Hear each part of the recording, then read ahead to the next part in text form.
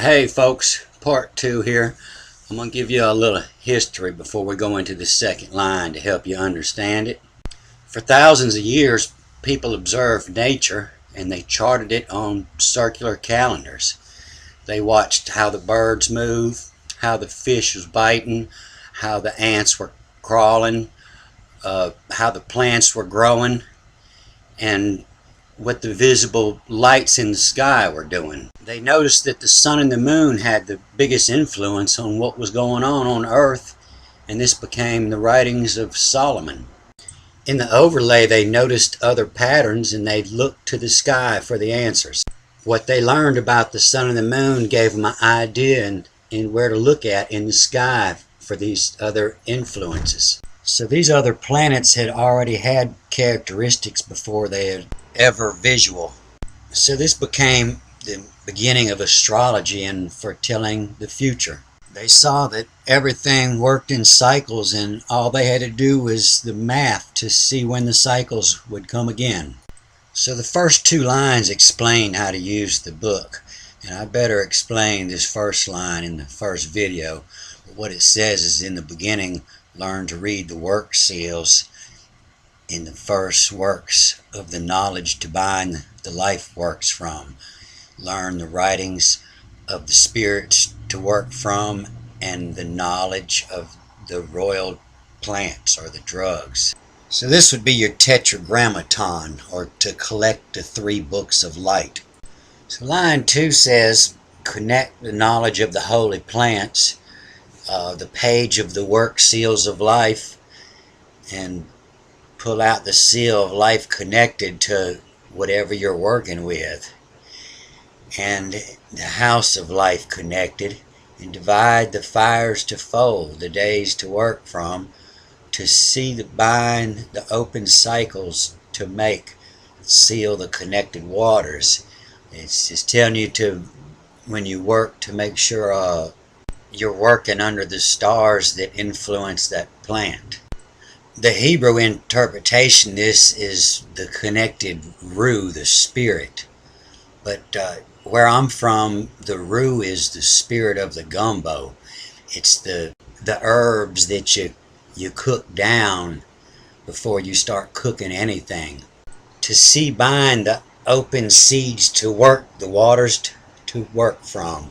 And you can see I had that wrong, and that's the way alchemy is. It can mean many things until you get to the end, and then you'll go back and correct.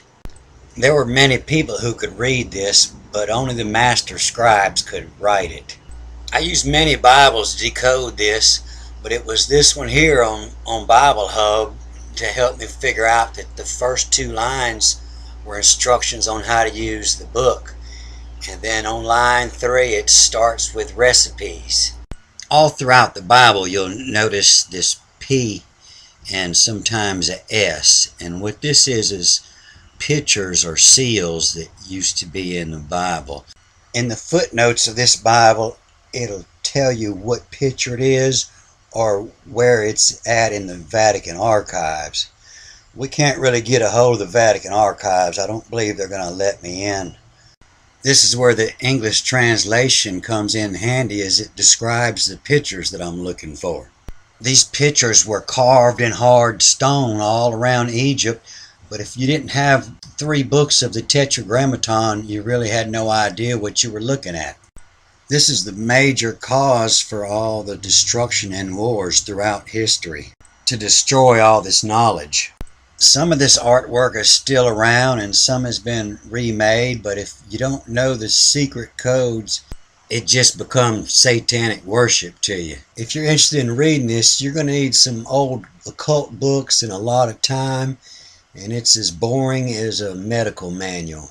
It's easy to spot the people in history that could read this because they had a bad taste in headgear and they didn't tip their barber very good.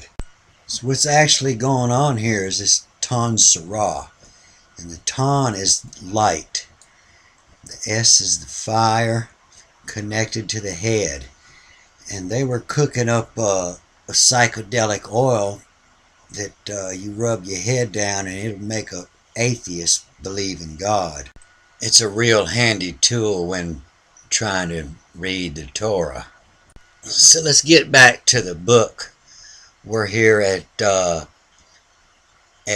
Genesis 1:3, and you see it starts with this Vav, and you'll see everything starts with that Vav. All the lines will start with that Vav until you get to another recipe. Everything that's connected into that recipe will start with that. And so what it says here in Genesis 3, it says connected, to make the knowledge, the waters to begin.